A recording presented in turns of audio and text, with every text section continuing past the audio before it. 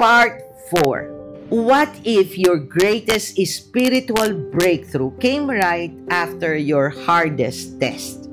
What if after hearing God's voice say, "You are my beloved," you were immediately thrown into battle, not with people, but with something darker, unseen, spiritual? What if that wilderness you're walking through isn't punishment, but preparation? In today's world, mga classmates, we often think that being favored by God means a smooth path, instant success, and comfort. But Mark's gospel tells a different story, mga classmates. After Jesus is affirmed by the Father, he is immediately sent into the wilderness and then straight into the confrontation with evil, spiritual forces, and religious systems.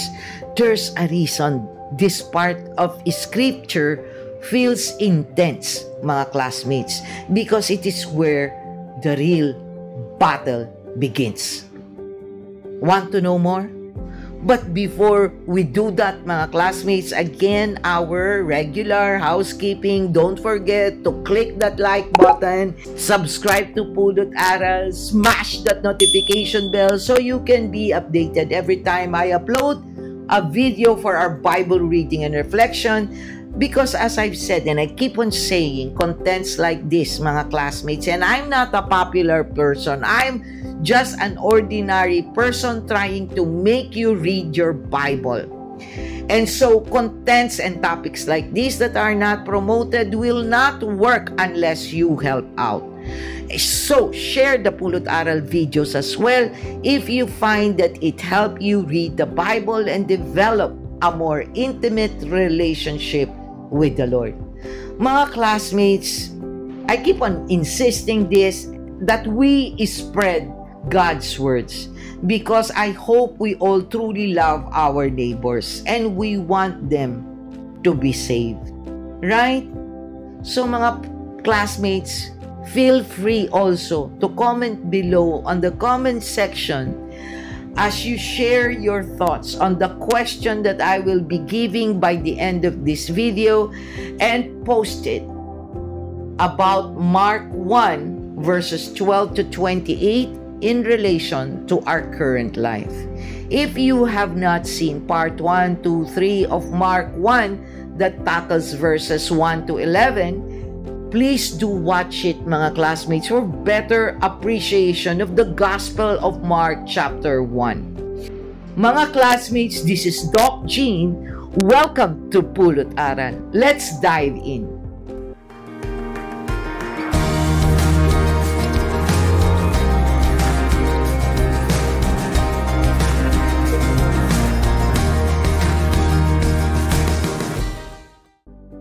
Before we begin, let's place ourselves in the presence of our Lord and pray.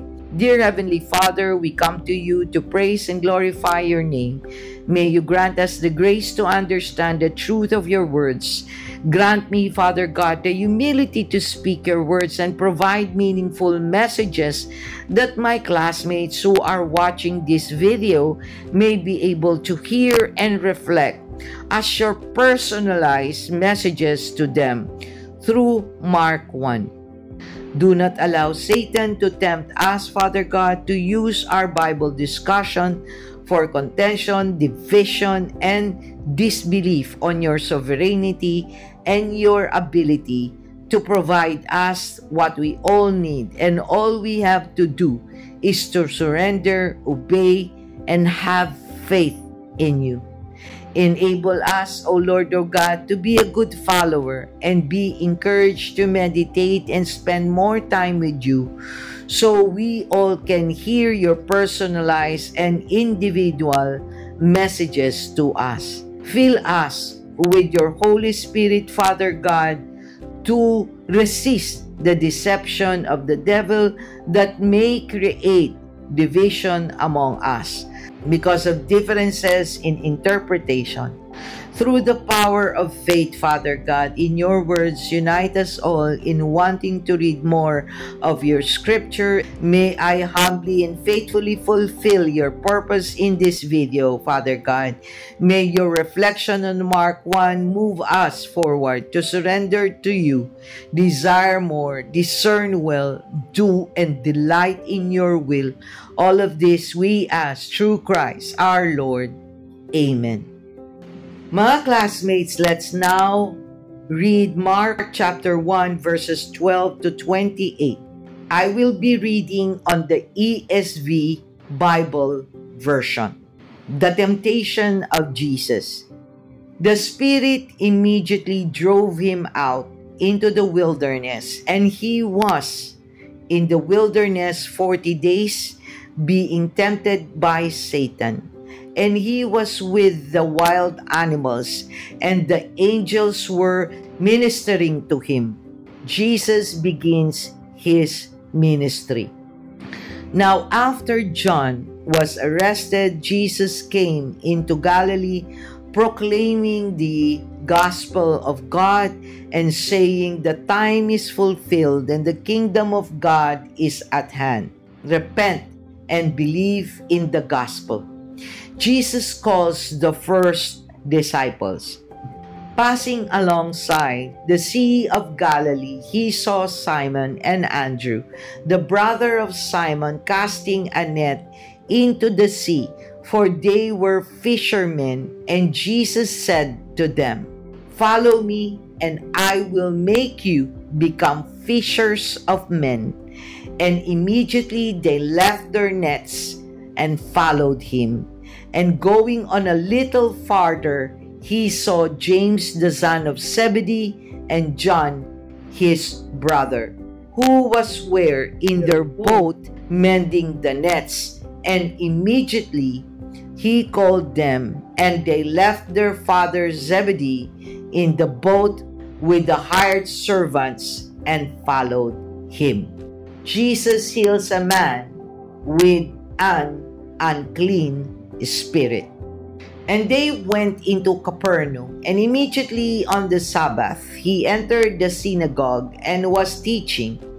And they were astonished at his teaching, for he taught them as one who had authority and not as the scribes. And immediately there was in their synagogue a man with an unclean spirit, and he cried out, "What have you to do with us, Jesus of Nazareth?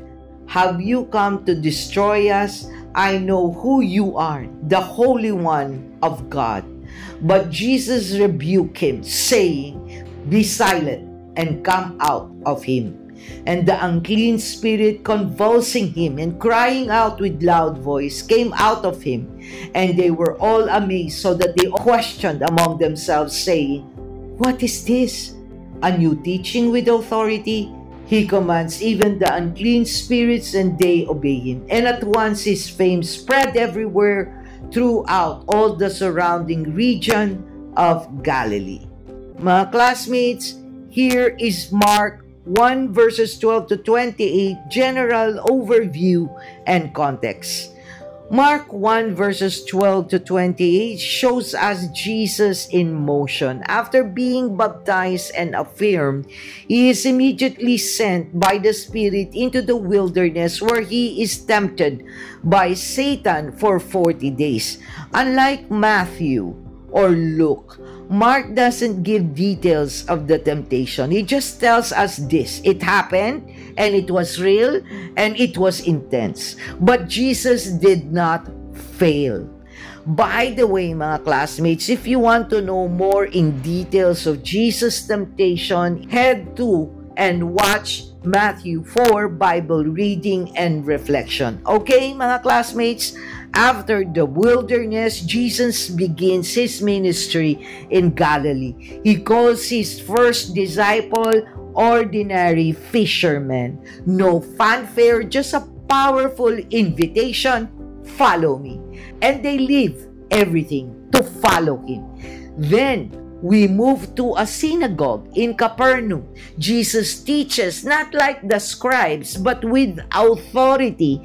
And that authority is immediately recognized not just by the people, but by a demon-possessed man who cries out, "I know who you are, the Holy One of God."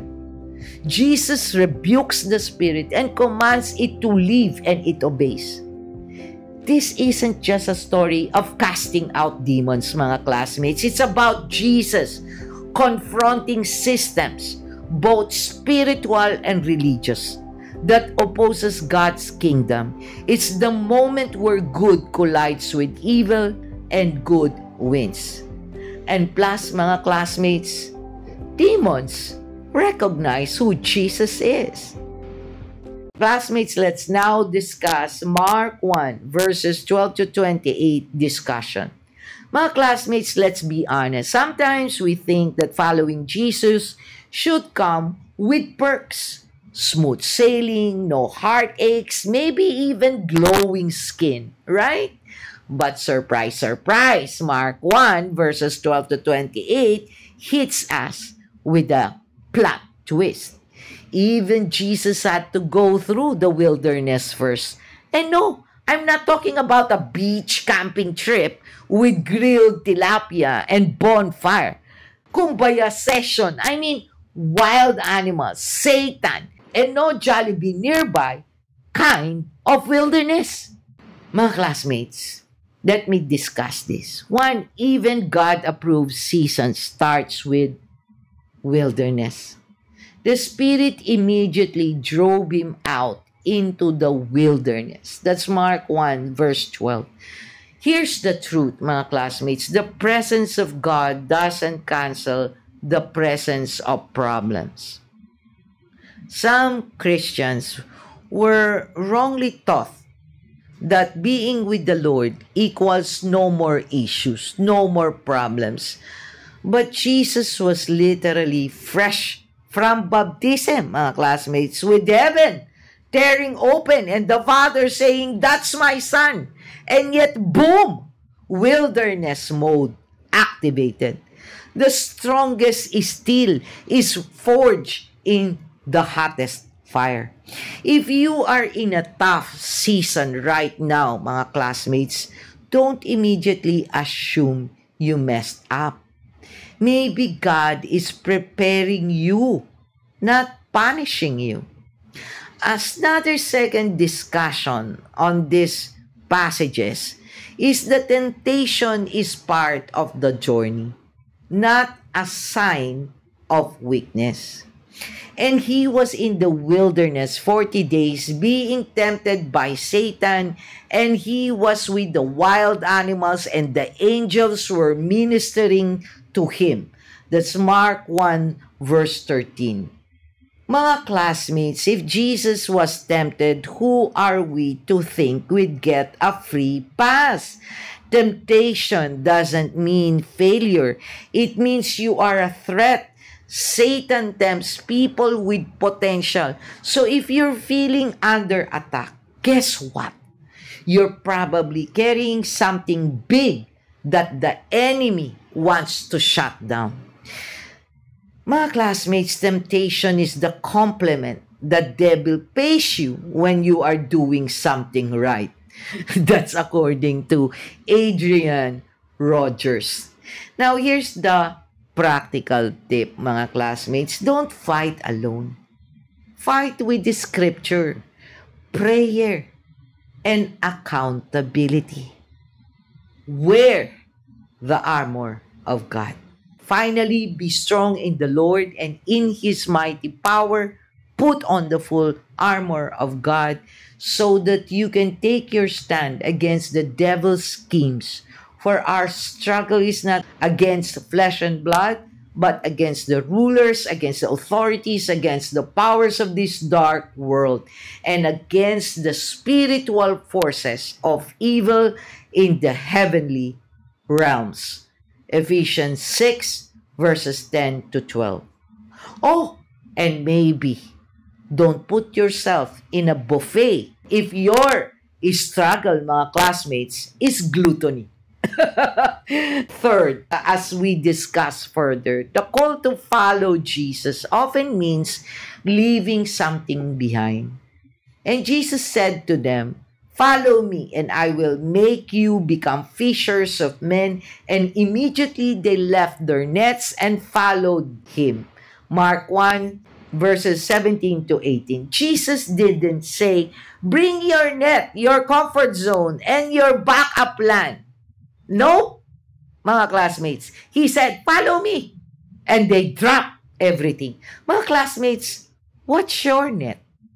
That thing you hold on to because it's familiar, even if it's holding you back from real growth and surrendering to the Lord. Mga classmates, you can't step into your calling if you're still clinging to your comfort. Drop the net, mga classmates. There's more waiting on the other side of your yes. The next discussion, our fourth one, is your yes to Jesus doesn't require a religious resume.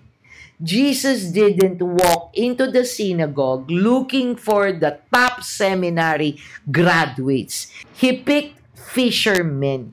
Yup, mga classmates, guys who smelled like tilapia and sunburn, but he saw their hearts, not their highlight reel.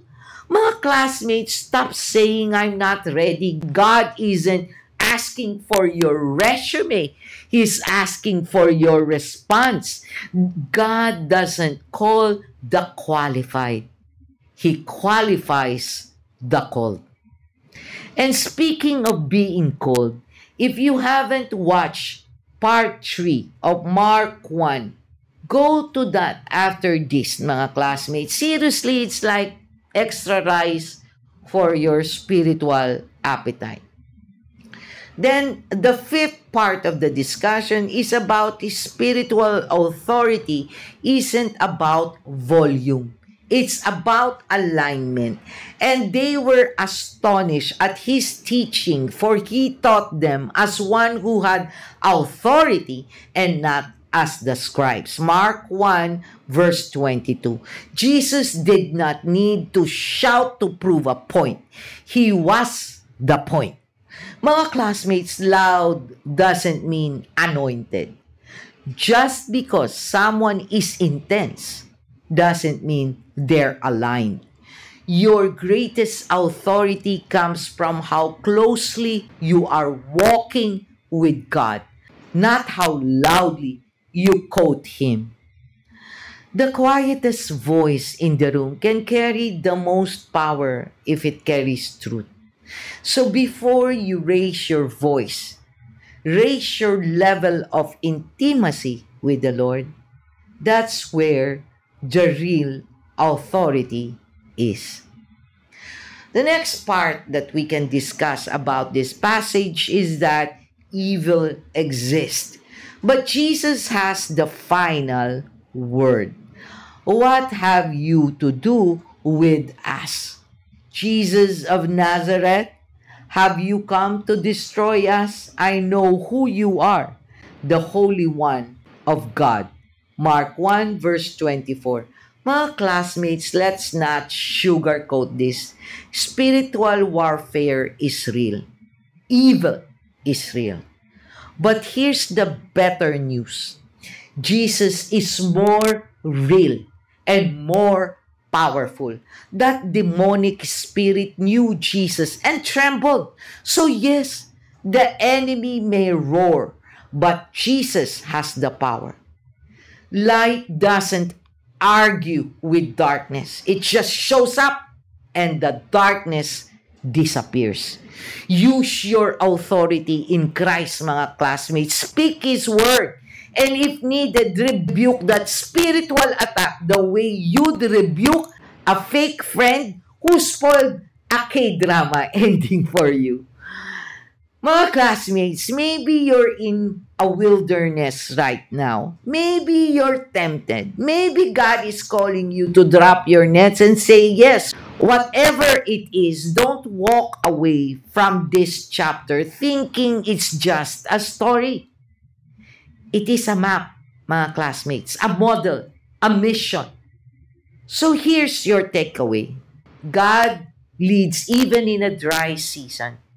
Temptation doesn't disqualify you, it trains you. Following Jesus requires leaving something behind. You don't need a fancy title to say yes, mga classmates. Power is in intimacy with God. And lastly, evil loses when Jesus enters. Preparation, mga classmates, may be painful, but it always precedes purpose. Ask yourself, mga classmates, are you allowing your current trials to prepare you for your calling? Post your answer below on the comment section, mga classmates, and let's have a discussion. If you want to hear and see more from our Lord's own words, when I hope you will be watching part 5 and the rest of the parts of Mark 1. We're diving deep into Mark chapter 1, where demons flee and Jesus writes every rule. Stay strong, mga classmates. Stay faithful. And most of all, stay surrendered. And remember, your yes can change your story and someone else's. Thank you for joining me, mga classmates, in today's Bible reading and reflection from the Gospel of Mark, chapter 1, verses 12 to 28. Till next time, may God bless you all. Always stay safe and be healthy. This is Doc Jean. Bye!